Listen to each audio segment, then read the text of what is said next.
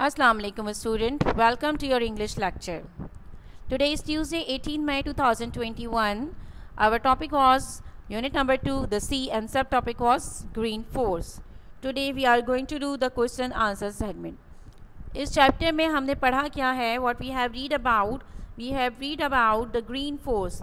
एक फोर्स के बारे में हमने पढ़ा है who are working on the preservation of coral reefs, जो आपकी मरजानी चट्टानें समंदर में पाई जाती हैं, जो वर्ल्ड के अंदर एरिया पाया जा रहा है, वो स्पेशली साउथ चाइना सी, साउथ पैसिफिक सी जो है आपका कैरिबियन और अफ्रीका के जो सी है, वहाँ पर ये ख़ास किस्म की चट्टानें होती हैं और ये क्या कर रही होती हैं, ये शेल्टर प्रोवाइड करती हैं, ये जो है सी लाइफ के लिए इम्पॉर्टेंट हैं। लेकिन वो क्यों तबाह हो रही हैं और क्यों जो है वो ख़त्म हो रही हैं और किस किस तरीके से आप उनको प्रिजर्व कर सकते हैं, उनकी बेनिफिशरी के लिए काम कर रही हैं, साइंटिस्ट की रिसर्च के लिए एक टीम्स काम कर रही हैं और फ्रंट लाइन पे काम कर रही हैं ना। Okay, so now take out your copies and start writing the question answer segment. The first is reading for understanding. आप जो तफहीम के लिए पढ़ रहे हैं, आप समझने के लिए पढ़ रहे हैं, तो यहाँ जो क्वेश्चंस हैं, there are 6 question, I am doing the 5 one. Number 1 question is what do the research team of Green Force do worldwide. ये जो ग्रीन फोर्स की टीम है, ये वर्ल्ड वाइडली क्या करती है। The research team of Green Force are trying to protect in danger wildlife. ये क्या कर रही है कि पूरी दुनिया में डिफरेंट सेगमेंट्स में काम कर रही है। जैसे यहाँ पर आपको बताया कि ये सी प्रोटेक्शन के लिए कर रही है, लेकिन जो मेन इनका इम्पॉर्टेंट पर्पस है वो क्या है कि वाइल्ड लाइफ में जो भी इन डेंजर स्पीशीज़ हैं, जो मरने वाली हैं, जो दुनिया से ख़त्म होने वाली हैं, and there are some members of these species are alive, उनको प्रोटेक्ट करती हैं। Number 2, why are coral reefs known as rain forest of the sea. जो कोरल रीफ्स हैं वो किस तरह से रेन फॉरेस्ट जंगलात के तौर पर बिहेव करती हैं, जिन्हें समंदर के जंगलात कहा जाता है। पेड़ होते हैं ना जिसपे परिंदे भी बसेरा कर रहे होते हैं, उसके नीचे जो है वो डिफरेंट एनिमल्स भी रहते हैं, और फिर जो कीड़े मकोड़े होते हैं, इंसेक्ट्स, वो भी फीड हासिल कर रहे होते हैं, तो उस तरह बिहेव करती हैं। Coral reefs are known as the rain forest of the sea because a large variety of species live in them. Number 3, what 3 functions do the coral reefs fulfill apart from offering a diverse, a beautiful underwater garden?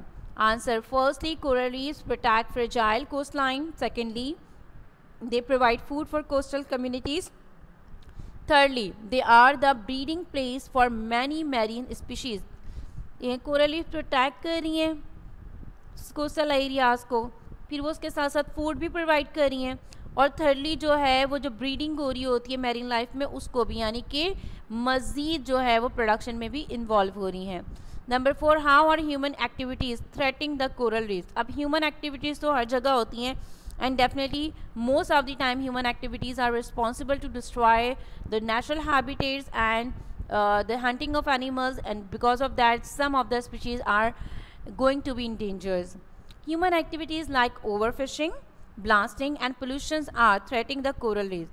क्या होता है, किसी experiment के लिए आपने कोई mile बिछाना है, आपने वहाँ पे समंदर में ब्लास्ट कर दिया, वो चट्टानें ख़त्म हो गई, आप वहाँ गए, आपने विज़िट किया, आपने डिफरेंट जो रैपर्स थे या जो वेस्ट था या फैक्ट्रीज से वेस्ट निकल रहा होता है वाटर में डाल दिया, तो पोल्यूटेड हो गया वाटर, और आप फिशिंग कर रहे हैं just for fun, not only for your eating purpose. So overfishing की बात हो रही है, नॉर्मल फिशिंग की बात नहीं हो रही है। So these are the human activities which are doing the things which are not good for coral reefs. How do coral reefs respond to conservation measures? Coral reefs respond very positively to conservation measures. How can Green Force project help with this conservation? Green Force projects provide data to trace area requiring protection.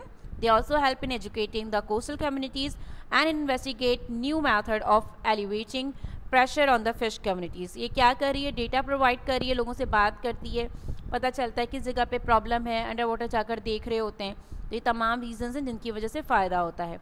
Answer the following question in join our research team. The writer has used a verb in the imperative, the command from the verb. आपको पता है ना imperative sentences का जिसमें order दिया जाता है। Identify the verb in the imperative. How does it pursue you to join green force? Join is the verb in imperative used by the writer. It pursues us to join green force by drawing our attention towards the project and telling